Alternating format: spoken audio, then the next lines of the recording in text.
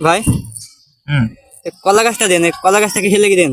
আমি এতদিন ধরে আপনার সাথে কাজ করছি, তো আমি জানি না কলা গাছটাকে হেলে কি দেন। আচ্ছা, কলা গাছটা কি কারণ দিয়ে এটা তুই জানতে চাস?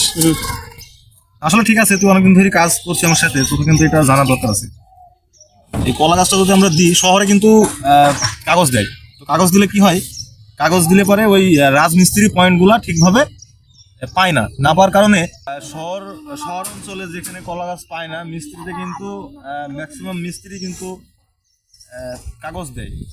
তো এই যারা কাগজ দেয় তাদের এই কাগজটা কিন্তু ওই ঢালাই শেষে কিন্তু আর খুঁজে পাওয়া যায় না।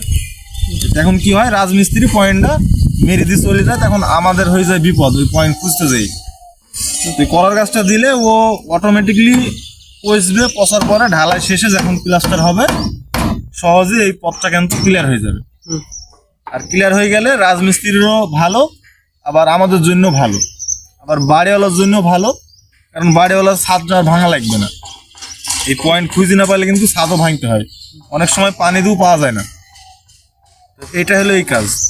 যারা নতুন যারা কাজ শিখছে তাদেরকে এটা জানাই, এটা যদি করে তাহলে ভালো হবে। এই যে বসাই দিলাম, এখন হইলো কেবলটাই দিয়ে এটা বাঁধবো।